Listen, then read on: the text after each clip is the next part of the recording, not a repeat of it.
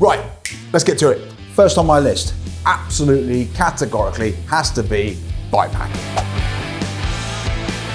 Me and two of my mates started bike packing back in 2018.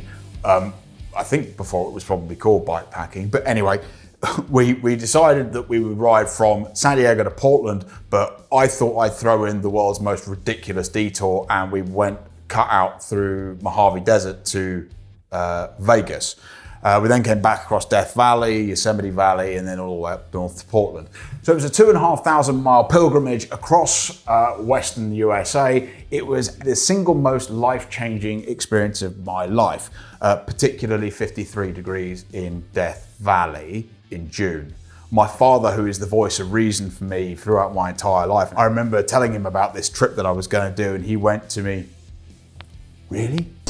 Have you told the viewers where we are yet? The middle of nowhere. No, we're in Death Valley. This is the gateway to Death Valley. Bikepacking trips are where I feel the most alive. You explore the world by bicycle, you actually see things, you interact with the local people.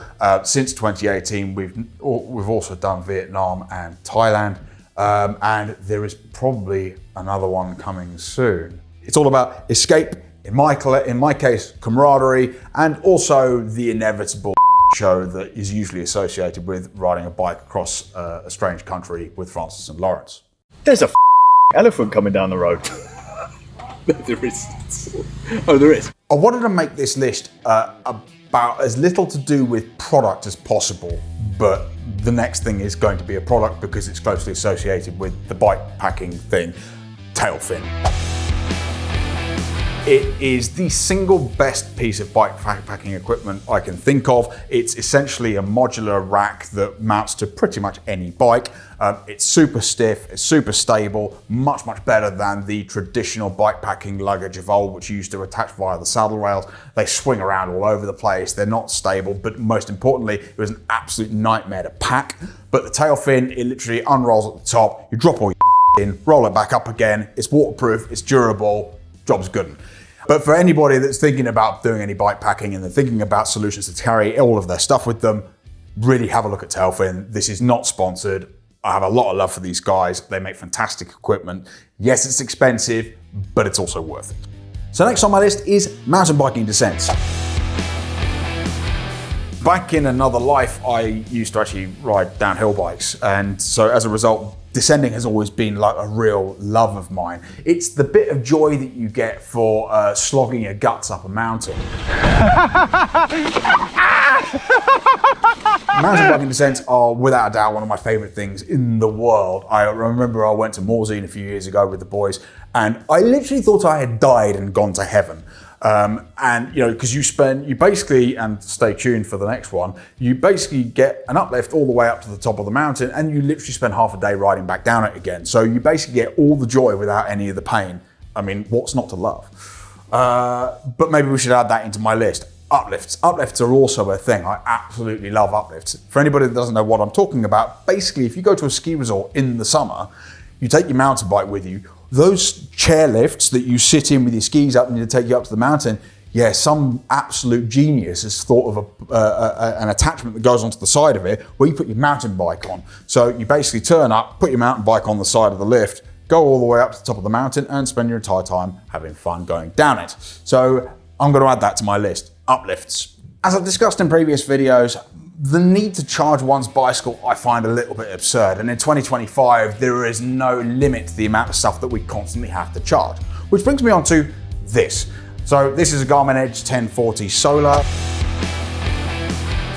I literally rode the length of Thailand on 2 charges, as in I only had to plug the thing in once. I arrived with it fully charged in Chiang Mai, and I got all the way to Phuket having only had to charge it once. The face of the thing is a solar panel which prolongs the battery life on a ridiculous level. I literally charge this once a fortnight and I use it every day for my 40-minute commute each way. This is on my list because I literally don't have to muck about with it.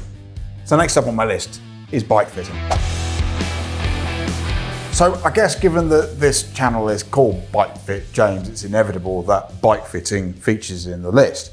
Bike fitting for me has become an incredibly rewarding vocation. It means we've managed to get people who Never thought that it would be comfortable on bikes. We've allowed, professional riders to win grand tours, and I'm eternally grateful for anybody that's come to us here at Bicycle for a bike fit. If you would like to book a fit yourself, have a look in the link in the description below, either with me or one of our other 4 fitters. We do genuinely want to help. We've had people fly here from the other side of the world who are looking at quitting the sport purely and simply because of the amount of pain that they associate with riding a bike. It's extremely rewarding to be the person to take that pain away. Right, another product, and this is potentially an unpopular one, but knee warmers. This is a huge variation in climate, and the UK is renowned for having particularly bad weather. The Humble knee warmer, particularly the ASOS ones, they basically turn your summer shorts into like a mid-season short. I am also a big fan of, I was going to say knickers, which is what they're always described as on like Castelli's website or like anybody else. But like I think when I say knickers, you're probably just envisioning me in women's underwear. Nobody needs to see that. But the benefit of a knee warmer is that it does somewhat expand your cycling wardrobe. It's literally a Lycra tube that goes from here to here. It keeps your knees nice and warm and toasty, and you can remove them in the middle of a ride. The reason I prefer a knee warmer over a leg warmer is that a knee warmer you can fold up and put it in your back pocket, whereas a leg warmer, good luck. So the next thing on my list is the, let me get this right, because it's got such a bad name. Christian, I hope you're watching. Christian's the owner of Lake Cycling. The MXZ304-X. And no, this has got nothing to do with my fit because I've had cleats all over the place, like almost on my heel, and I've still gotten numb feet when it's cold. Only when it's cold, but I really suffer with my hands, more on that in a minute, and my feet in extreme cold. When I say extreme cold, I'm talking like, sub-zero temperatures, sub-zero Celsius temperatures. This shoe is hideous. It's heavy. It's not particularly comfortable. It's a nightmare to put on, but my God, is it warm. I mean, they look like a reject out of Santa Claus's closet, but they are waterproof, they're windproof, they are not breathable. They have like a Gore-Tex liner. They've even got foil footbeds, which radiate heat. Well, they radiate heat. They reflect heat. So they keep your feet even warmer. But I've ridden these shoes in like -5, -6 for several hours and still had warm, toasty feet. In the superficial sport that is cycling these days, don't care what I look like. It's all about being comfortable and staying warm. You ride them on? Yeah. Hideous, aren't they? so bad, but they are great. Let's stay on the subject of cold stuff. I don't have these gloves here because it isn't cold enough yet, but the Castelli Estremo glove. As I mentioned previously, I suffer with my hands in the cold, and I've literally tried 2 pairs of gloves, 3 pairs of gloves, 4 pairs of gloves. It never get my hands warm. The Castelli Estremo glove is the only glove I would ever use for like long distance riding in the cold. It isn't a lobster glove, it's just a heavy duty, basically looks like a ski glove. And I've been riding these for 3-4 years now, and I wouldn't recommend anything else. They are phenomenal. So if you get cold hands in the winter, give those a look. So next thing on my list is riding fixed wheel, and probably as part of that should be my commuting bike, which I rode in today. So in fact, I'm gonna go and get it.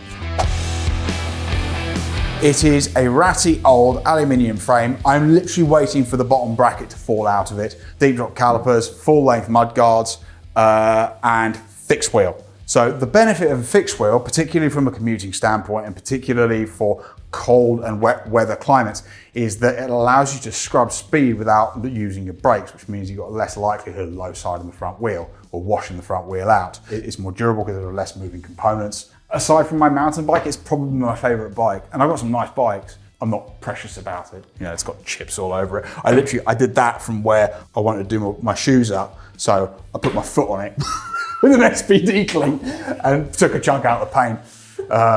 So I haven't done that since. But there you go. My Pearson wants more under the breech. They don't make them like they used to. But yeah. So the next thing on my list of things I love about cycling, which is going to be very unpopular with some people, is ISPs, or integrated seat posts. The reason I love these is particularly when they're painted the same color as the rest of the frame. It means that it frames the bike, pardon the pun, but they are lighter weight, more compliant. They just, in my opinion, make the bike look cooler. They have sort of gone away in recent years because of the need for people to transport their bikes, but also it requires you to get your saddle height more or less correct, which, let's face it, 90% of bike fitters don't seem to be able to do. I've always loved it. I actually, at the moment, don't own a bike with an ISP, but there might be one coming. A very good example of a bike with an ISP is the lovely green Fesca that we have on display. Bonus round. Lawrence Carpenter. Lawrence did me a real solid when I turned up to Thailand last year and was sick as a dog. I'd had pneumonia for 2 or 3 months prior to that, so all my training went completely out the window. I was also a great big fat lump ever since I had children, and climbing up the descents that were 15% for the best part of 10Ks, Lawrence, bless him, spent a lot of the time literally pushing me. I don't think I've ever been so in my entire life actually on a bike as I was in Thailand. But Lawrence also has a YouTube channel. It is, just type in Lawrence Carpenter and you'll find his channel. Go and subscribe. So there you have it. There is my list of things I love the most about cycling. I didn't really think about the fact that Lawrence would be one of them. But I hope you've enjoyed watching this video. Please don't forget to like, comment and subscribe to both my channel and his. And we'll see you for the next one. Bye bye now.